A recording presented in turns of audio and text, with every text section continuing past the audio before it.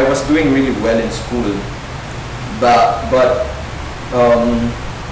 as the semesters passed, I kind of lost interest in it because I was being taught how to work for others, in a sense that pleasing them comes with it. That's when I really lost interest in my course.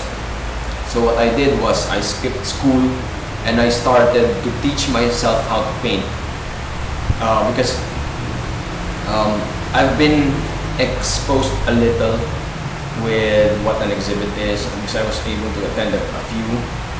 So I had an idea that I had an understanding back then that it's possible for me to be an artist. There is such a thing as an artist, an art career. So that's what I did. I trained myself. I dedicated one entire year just for research and reading and practicing how to draw lines, using brushes, how to use different types of brushes. I never really finished any paintings or any productions back then. I just practiced. I just wanted to understand how long it takes for a particular oil paint or of a particular color of paint of a particular brand to dry. So I made experiments. I mix and match colors. I studied the color wheel. I studied all the technical aspects of it. And then after that, I didn't really think that I was ready yet to become an artist, but because I felt that if I were to do something, if I were to become an artist, I had to do it my own way. So what I did was I asked myself, I contemplated that if I were to be an artist, what kind of artist would I be? So that took longer for me to realize. I think it took about 2 or 3 years for me to be able to come up with an answer. So while I was thinking of it, I got into music.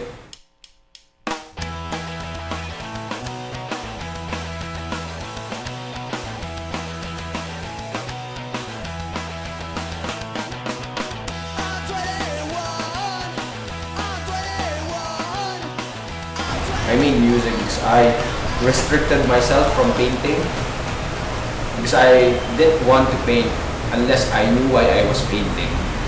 So I made music, and then when I was done making that, I was done with my band. That's when I started to paint. I wanted to create something that, a work that reflects my time. Because I've noticed that artists nowadays are trying to capture our era or our time in a sense or in a manner that involves a lot of external things, like installation art or video art or different forms of sculpture other than the traditional ones. I really thought that I can come close to capturing my time just with painting. I wanted to do a process, so everything has been, for me, everything has been painted already. I can no longer paint something that will look or capture my time. So I ended up creating a process that represented my time, which is my glazing process, wherein I put multiple layers of paint on a canvas to create an image.